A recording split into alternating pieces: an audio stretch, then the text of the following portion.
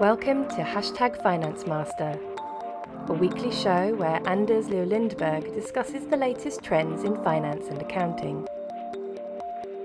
Kick back, relax, and enjoy this week's show. Hello again, everyone. Welcome to another episode of the #FinanceMaster show. My name is Anders Liu-Lindberg, and as usual, I'll be your host for the day, continuing to dive into important topics to finance and accounting professionals, helping you create a bigger impact in your roles, and hopefully we can share some further inspirations on that today. The rules of the show are simple. We are recording it to be released as a podcast, and you can find it on all your favorite channels: Spotify, Apple, YouTube, wherever you listen to your podcast. We are also live on YouTube, so hello to the YouTube audience. Great to have you here as well. The full videos also get published on our #FinanceMaster YouTube channel after a few weeks. And we're already up to more than 300 subscribers on that channel, so I hope to see many more of you there as well. And to anyone tuning in now, feel free to let us know in the comments where you're tuning in from. Just say hello or just give a thumbs up. It's always nice to know that you're here. And we already have Ali from Saudi saying hello. So that's great. Hello as well, Sufyan. Great to have you here. So do as Sufyan and let us know where you are tuning in from. That's always appreciated. Today's topic is strategic planning. Is your finance team involved? And as I was writing this piece, I kind of came to realize that it was the culmination of a very important topic that we have covered to a large extent in the last couple of months, both in the previous series about the top 10 priorities for CFOs in 2024, and in this series as well, because we talked about strategic leadership, we talked about planning, and now we talk about strategic planning. So actually, all the perspectives came together, and we could really focus on how can finance get more involved in strategic planning, because that is truly where a lot of the impact we can create is made. And we now have also Andrea tuning in from Bucharest in Romania, Taslim from Doha in Qatar, and Pavia from Italy. So thanks a lot. Great to see you there. Now we have Kano from Nigeria. We have Rami from Luxembourg and Angelina from Macedonia. So nice to have you all here. Really appreciate that. I will go through the blog post we released this morning called Strategic Planning. Is your finance team involved? We have some questions for you along the way. But if you have questions in terms of finance involvement in strategic planning, feel free to put them in comments now, and we will be sure to address them. And we already had a comment before the show went live from Satul. She said, I noticed finance teams always busy fighting fires / solving issues before the next month end roll in. Not much time to do anything else. What's your observation, Anders? And that is also my observation. I think finance teams are extremely busy. In fact, we were with a finance team yesterday that we had done some work with. And since we saw them last time, basically the leader said, we have been extremely busy. And that's just life in finance. We are busy all the time. So it can be difficult to actually find time for strategic planning or, doing the ad hoc analysis. But help is on the way. Next week, we'll talk about continuous improvement, freeing up time for all you guys out and girls out there. So don't worry, we'll also come with more content on that. Anyway, enough chit chat. Let's get into to the topic. So there are no greater choices in business than strategic choices. You can argue that defining a vision and mission is even more important, but those rarely provide practical guidance on actions in the daily work of a company. That's why strategic choices and hence strategic planning takes the top spot. Yet, as we showed in more strategic leadership needed from the CFO some months back, there are many strategies that fall short of expectations and most fail to deliver returns above expectations. There are many reasons why this is the case. For instance, leading management thinker Roger Martin argues that only 10% of CEOs have a real strategy for their company. He argues that the remaining 90% haven't made real choices. Instead, they try to accomplish too much and fail to deliver on any of it. Another reason highlighted by leading strategy consultants McKinsey is that companies aren't even aware of what relevant choices they can make.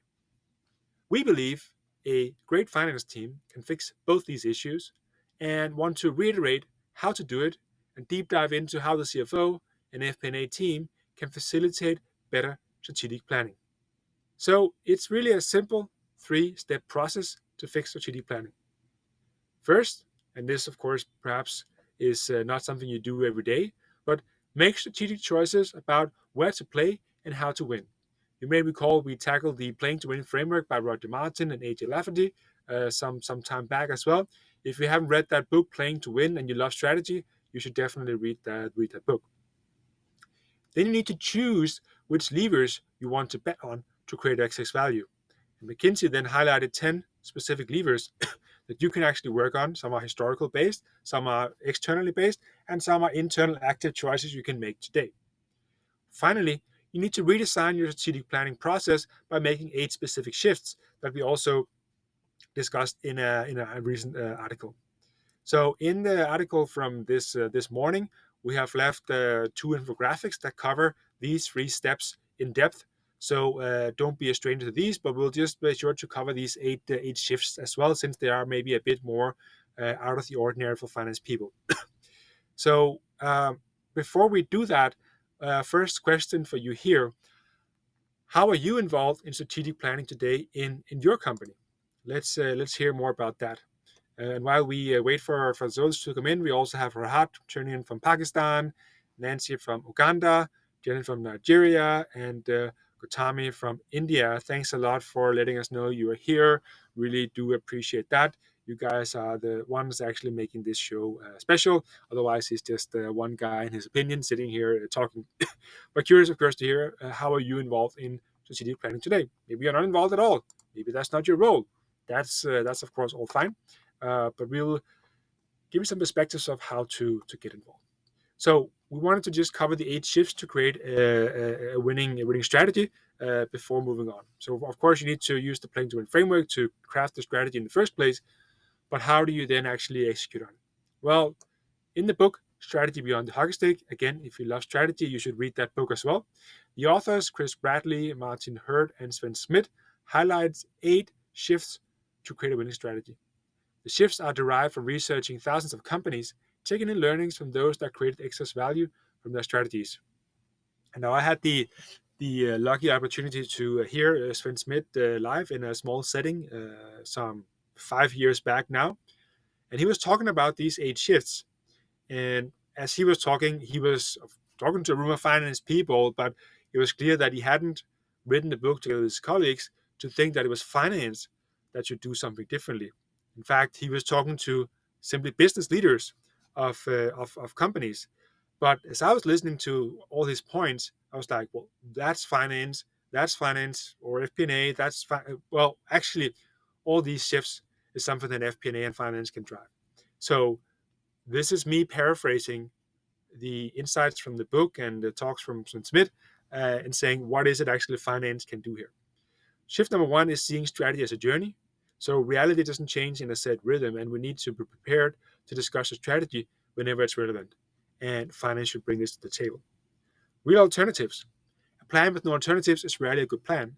Hence, any recommendation we make for making choices should include a discussion of the real alternatives. So strategic choices are very important choices, and when we have to make very important choices, we need to have alternatives. And maybe finance can't come up with all the alternatives, but we should definitely facilitate the process to ensure that alternatives are in place. Number 3 is 1 in 10 wins. Too often, corporate resources are spread too thin across too many initiatives. So instead, we should identify breakout business opportunities and bet big on them. That's of course difficult, but that's what the analysis should help qualify, and that's on us to do that. Number 4 is big moves. It's part of the levers that we have to pull to be very successful. And you can only create more value if you make these bigger moves, and they have to be bigger than your competition. It takes 2 to 3 big moves to move up the power curve, which is what it's all about: winning against your competition, creating excess value compared to competition and other industries as well. Because you are not just competing with your competitors, you're competing with other industries for capital, employees, and so on. Right? So a lot of things rise on this. Number 5 is what we call liquid resources. If you allocate all your resources in the budget, you will not be maneuverable when reality changes. Ensure you have at least 20% of liquid resources to seize the moment or defend against any risks. And I know 20% sounds like a lot, but that's the task. Number 6, open risk portfolios. Instead of sandbagging on targets, executives should be ambitious and present their best plans. This gives them the option to discuss risks in the portfolio openly. And it leads into the next one, holistic view. Create an unbalanced scorecard, including hardcore financials and big strategic moves with an outlined probability of success. What do we want to do here? We want to ensure that those that take risks get rewarded if they succeed and don't get punished so hard if they fail. And those that don't take risks don't get rewarded so much if they succeed, but get punished hard if they fail. That's an unbalanced scorecard. And finally, we need to force the first step. So break your big moves into 6 to 12 months increments, maybe even shorter increments, making it tangible what needs to be achieved when, and giving a chance to test a strategy in the first 6 months. So these are the eight shifts to make, and of course a lot of work involved in actually doing that. So I'm not saying you can do this in a fortnight, by no means. As I mentioned, we have covered these 8 shifts in more depth in the article CFO, How Are You Planning for Success? Also released earlier this year. We also left the infographic from that article in the blog post, so you can check in on that. You can also comment now here in the chat, saying, "Hey, Anders, send me the infographics, and I'll be sure to do so as well." To be honest, doing well on these 3 steps, there's no need to really hack the process. This is what it's all about. But let's instead consider hacking finance way into the strategic planning process. We're often caught outside the door, right? But we really want to be in there, being part of making the big decisions. This is important because we should aspire to move beyond tracking the effect of historical choices to model and facilitate the impact on value creation from future choices to ensure we make the best possible choices. This is what it's really all about. Before we do that, before we turn to the 5 hacks, another question for you. Have you implemented in your company any of the 3 steps to improve your strategic planning process?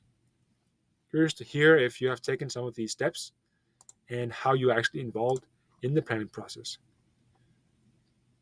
While doing that, we also have Praveen turning in from India. We have Muriti from Kenya. We have Heather saying hello from Zimbabwe. And let's see, we have more here. Stephen joining from Kenya. Abjal joining from Bangladesh. And Pastry from Tanzania. What a diverse audience we have here today. So great to see so many of you. Okay, so how can we hack our way into the strategy process? It's important here to consider positive approaches to showcase our value in being part of the strategic planning process. If we try to force our way in, we likely won't be welcomed, and it will be an uphill battle to really become a part of it. So here's 5 hacks that you can perhaps try. First is finance-driven strategic initiatives. Lead an initiative to showcase the strategic role of finance. Number 2, a strategic finance summit. Host summits to discuss trends and foster engagement around strategy. Number 3, a financial innovation fund. Create a fund to finance innovative projects. Number 4, CFO challenge. Organize a challenge to engage teams in presenting and refining strategic plans. And number 5, scenario planning workshops. Lead workshops to explore strategic options and their financial impacts. Now, we're going to review these in further details to discuss their benefits and how to implement them.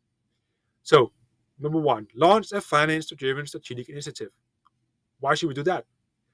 Leading a strategic initiative yourself demonstrates how finance can drive growth and innovation. It sets a powerful example and showcases finance strategic value. How can you do this? First, identify a high-impact opportunity aligned with your company goals. Second, develop a detailed plan, including financial implications and potential outcomes. Finally, lead the initiative to success, demonstrating the role of finance in driving strategy. I know it's overly simplified here, of course, but have you considered this? Probably not. So definitely something to think about. Number two, host a strategic finance summit. Why is that a good idea? Well, hosting an event centered on strategic finance can elevate the importance of financial perspectives and foster cross-functional engagement. How are you going to do this? You can plan an annual or even biannual summit with industry experts, finance professionals, and company leaders. Discuss emerging trends, financial strategies, and showcase successful finance-led initiatives. So perhaps you can first launch the finance-driven strategic initiative, and then next you host this summit. Finally, use this platform to influence strategic thinking and build relationships. On the innovation fund, why is that a good idea? Well, creating a fund dedicated to innovative projects positions finance as a champion of strategic growth and new opportunities. Now, you don't see that often in companies, do you? At least we're always being tagged as the naysayers. So this is a definite opportunity to do something differently. How are we going to do it? Well, we can establish a fund to finance promising strategic initiatives with high potential returns. We, of course, need to evaluate proposals based on their financial viability and strategic alignment.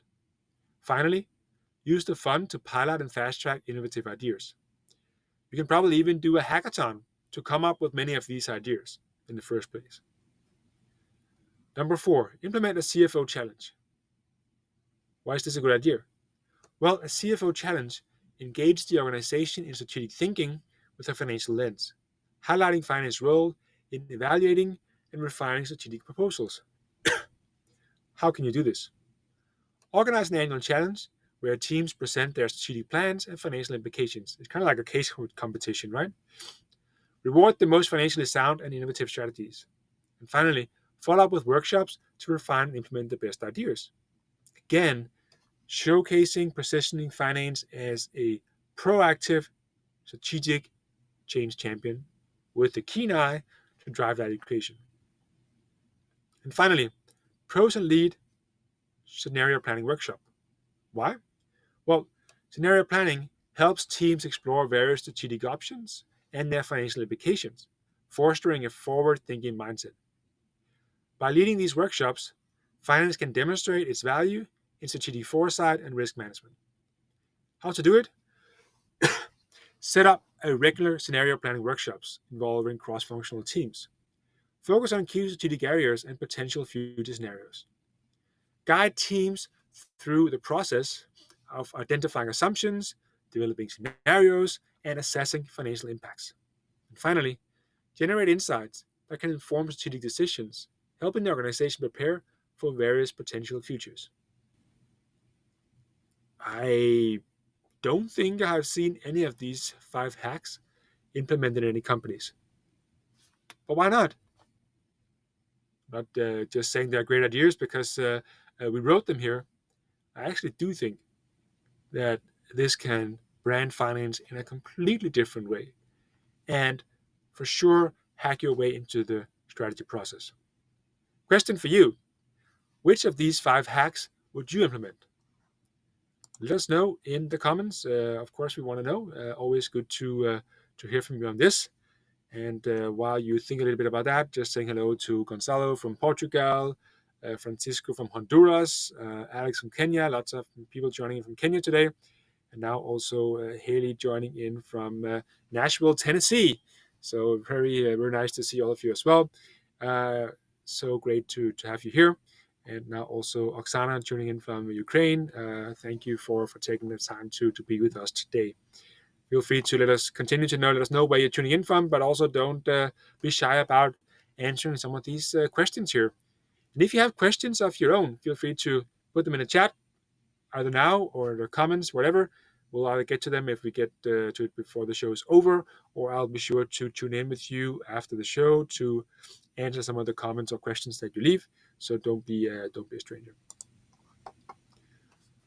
We're at least yet to see companies implementing any of these hacks. And no matter how involved you are today in your company's strategic planning, these hacks are sure to elevate your impact.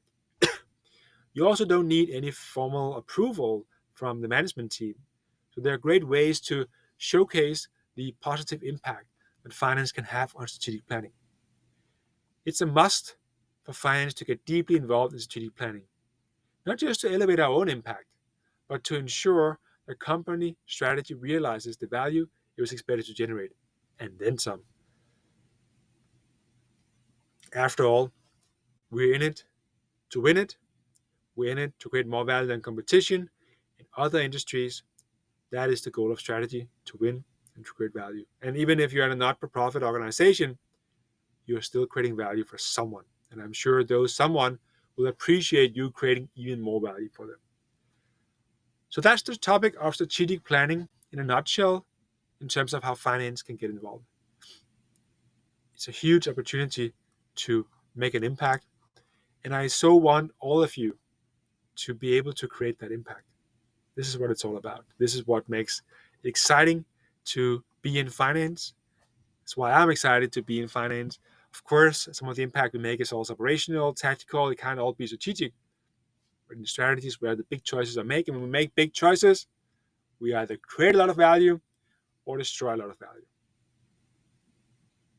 So with that, just recognizing Miguel turning in from Mexico, Francis from Ghana, and Anil from India as well.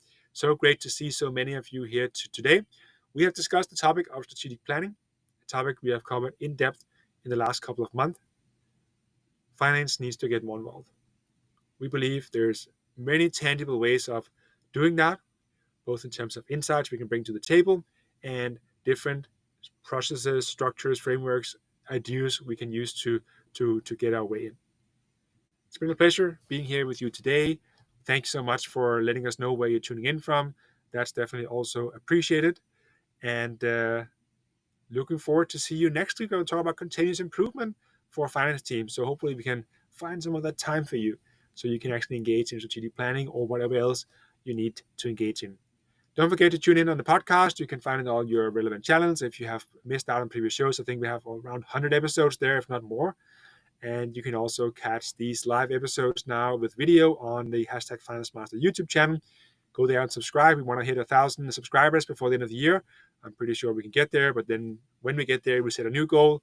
It's just a pleasure to bring these insights to you. My name is Anders Liu-Lindberg, and I am signing out for today, and I will see you again next week. So, bye-bye. You've been listening to #FinanceMaster. Don't forget to subscribe to stay updated on the latest trends in finance and accounting.